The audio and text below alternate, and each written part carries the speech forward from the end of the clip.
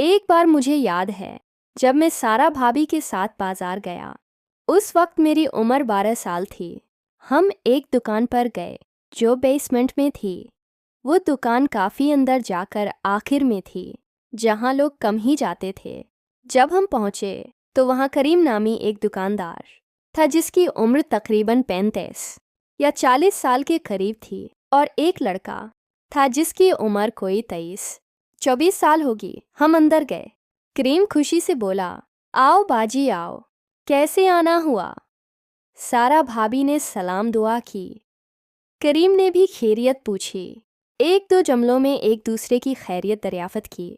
फिर उसने दूसरे छोटे लड़के से कहा, अली जाओ बाजी के लिए चाय लेकर आओ, बाहर मार्केट की दूसरी तरफ से अच्छी वाली चाय लाना।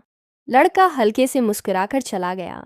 सारा भाभी भी ज़रा हंसते हुए बोले, खैर है, इतनी दूर से चाय मंगवाई जा रही है। करीम ने कहा, हाँ, आज मौके जो मिल गया है आपकी खिदमत का, इसमें कमी नहीं आनी चाहिए। सारा भाभी ने कहा, अच्छा, अगर मैं कहूँ आज कोई खिदमत नहीं करनी। करीम बोला, नहीं, ऐसा न बोलो, हम तो पहले ही मर रहे हैं, 2 महीने से घर नहीं गए। सारा भाभी हल्के से मुस्कुराकर बोले, तो लगता है दिमाग को गर्मी चढ़ गई है। करीम बोला, हाँ ना, आपकी कसम, पता नहीं कहाँ कहाँ चली है, बता नहीं सकता, खुद देख लेना। सारा भाभी हंसने लगे। दुकान भरी हुई थी, कोई जगह खाली नहीं थी। एक बड़ा सा काउंटर था जिसके अंदर वो खड़ा हुआ था। मैं और सारा भाभी बाहर वाली साइड पर एक टेबल पर बैठे थे। इसने सारा भाभी से कहा, अंदर आ जाओ, देख लो जो लेना है। काउंटर काफ़ी ऊंचा था। करीम के पैर से नीचे कुछ नज़र नहीं आता था। सारा भाभी उठें और अंदर चली गईं। मुझे मोबाइल पकड़ा दिया और मैं सानप वाली गेम खेलने लगा। सारा भाभी और करीम अंदर थे। सारा भाभी अलमारी की तरफ मुन्ना करके हल्की फल्की बातें करती और कभी उसके साथ लग जाते, कभी इधर कभी उधर होते।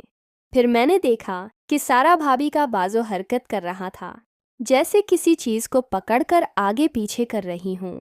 फिर मुझे आवाज़ देकर बोले, इसनो, अगर कोई फ़ोन आए तो मुझे बताना, और अगर और चीज़ें वगैरह देखनी हैं तो घूम लो। मैंने कहा, नहीं भाभी, मुझे गेम खेलनी है। सारा भाभी बोले, चलो ध्यान से खेलो। करीम काउंटर पर दोनों बाजू रखकर मेरी तरफ देख रहा था और बोल रहा था, अगर यहाँ कोई चीज़ पसंद नहीं आई तो काउंटर के नीचे वाले शाने में देख लो, वहाँ भी काफ़ी माल पड़ा है। सारा भाभी बोले, हाँ, मैं भी सोच रही हूँ कि नीचे बैठकर देख लूँ, कोई अच्छी चीज़ मिल जाए। और मेरी तरफ देखकर कहा, तुम कौन सी शर्ट कह रहे थे? मैंने बताया, बेलियो कूलर। तो बोले, अच्छा तुम खेलो, मैं ढूंढ कर दिखाती हूँ।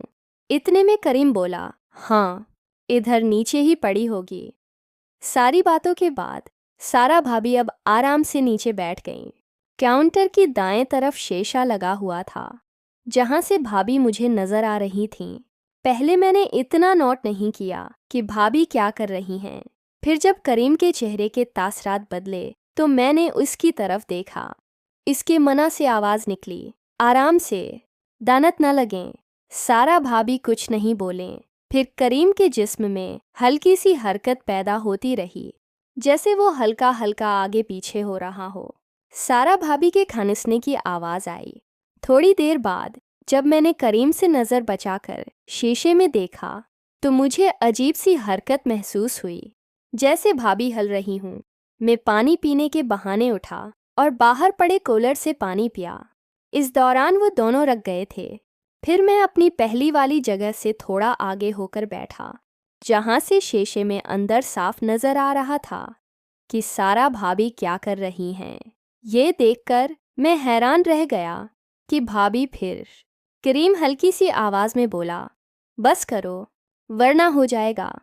उन्होंने अपना मना साफ किया, बाल ठीक किए और आराम से एक शर्ट उठाकर खड़ी हुए और लजलजे लहजे में बोलें, देखो ये ठीक है।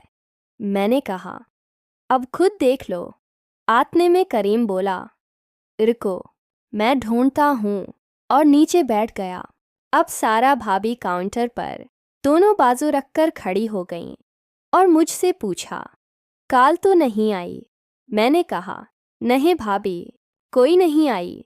सारा भाभी बोले, अच्छा चलो खेलो तुम। और साथ ही थोड़ा सा हिलें जैसे टांगे खोल रही हूँ। मुन्ना से बस हल्की सी आवाज़ निकली और मेरी तरफ देखने लगे और कहने लगे, बोर तो नहीं हो रहे हो? मैंने सिर हिला दिया। बोले, थोड़ी देर में चलते हैं, अच्छे से कपड़े देख लूँ। फिर उन्होंने हाथ नीचे किया और हल्का सा मड़कर पीछे देखने लगे। मैंने शीशे में देखा तो बस देखता ही रह गया, क्योंकि करीम ने सारा भाभी को हल्की सी आवाज़ में कहा, अब इसका क्या करना है? इसका इशारा मेरी तरफ था। सारा भाभी ने कहा, कुछ नहीं, बस वो कुछ नहीं बोलेगा। करीम बोला, कोई आ न जाए, देख लेना।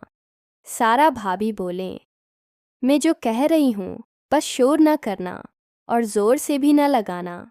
आज गुजारा कर लो, कल फिर। अब जल्दी करो, कोई आ न जाए। फिर करीम ने मुझे कहा, बैठा, बात सुनो। मैंने कहा, जी अंकल। वो बोला, ऐसा करो, बाहर वाली गली में लाइट्स बंद कर दो, फतौ चल रही हैं। मैंने बाहर की लाइट बंद की और वापस आकर बैठ गया। करीम ने फ़ोन निकालकर अली को कॉल की और बोला, हाँ किधर हो? आगे से पता नहीं किया जवाब आया।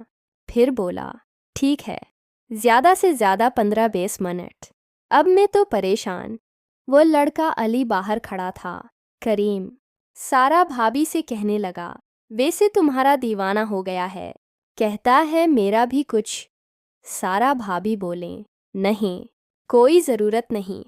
फिर करीम ने अंदर भी आधी से ज़्यादा लाइट्स बंद कर दी। अब काफ़ी अंधेरा था। मैं अपनी गेम में मगन था। उन्होंने मौके का भरपूर फ़ायदा उठाया। सारा भाभी ने मुझे कहा, जाओ बाहर गली में देखो, जूते पड़े हैं, वो उठा लाओ।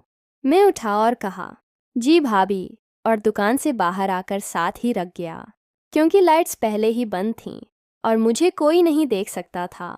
जब मैं बाहर रखा तो अंदर से थप थप की आवाज़ आने लगी। करीम बोला, अच्छा क्या बच्चे को भेज दिया?